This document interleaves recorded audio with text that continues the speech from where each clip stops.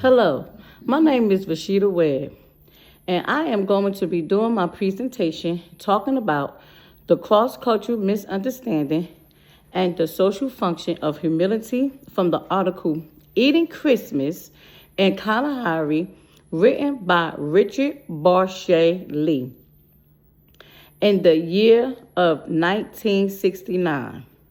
The main idea and the summary of this article is Lee's experience living with the Kongshan's people in the Kalahari and how they eat their Christmas feast.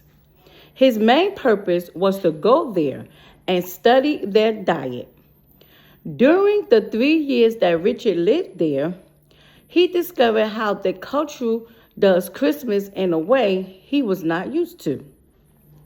He thought that he could show his gratitude with the gift buying the largest, fattest ox he could find for Christmas dinner, but when the Kongshan's culture mocked him, insulted, and made fun of his gift, he totally was confused.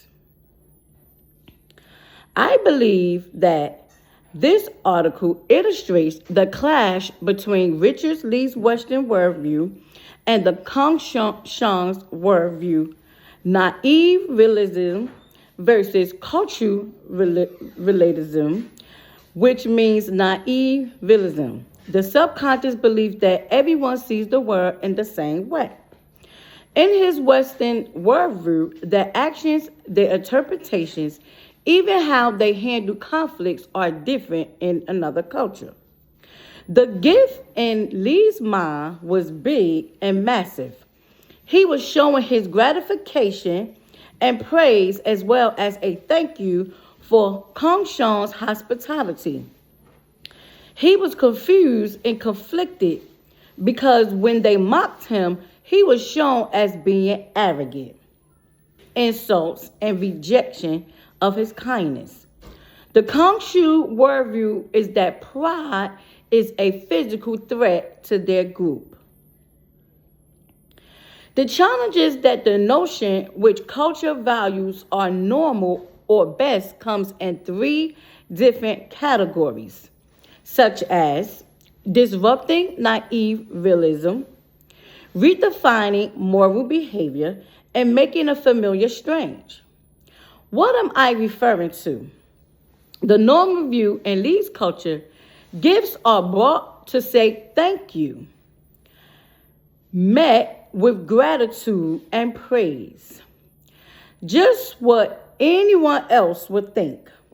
However, the Kongshu's their reaction was not normal in Borshay's point of view. If Lee had responded to the way in Borshay's point of view, his responded would have been in a way that his behavior would have been a social threat. That's why in the Western culture, social manners like being polite and saying thank you are actually the best ways to maintain a healthy society. The conflict comes in where both cultures is viewing the gifts giving differently.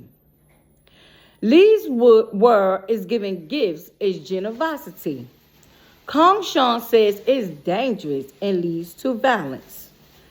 If you're going to make the familiar strange, you are going to have to explain the logic of why the meat was insulted and the question of their normality.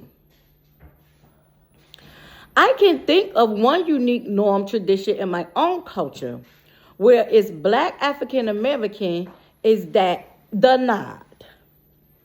The nod, which is my culture, is subtle, a non-verbal gesture often exchanged between Black people, particularly strangers when passing each other in a public space.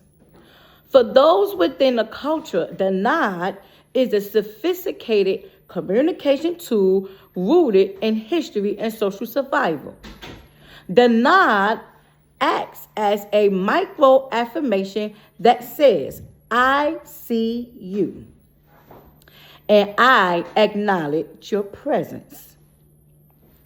In the outsider that is outside the black culture would not view it like that. For instance, one must separate the observation from the interpretation, just like in the article. The observation I have observed was the manager asked, "Can you finish the project on Friday?" The contractor, "No means possible," wanting to maintain harmony and show respect. "It would be very difficult, but I will try my best." All the manager heard was yes. If so, the answer would have been said flat out no.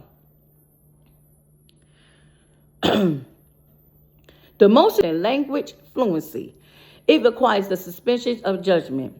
The Kung Fu were not communicating about the quality of the meat, but about the quality of the relationship. Thank you for listening to my presentation on eating Christmas in Kalahari. Thank you, and enjoy your day.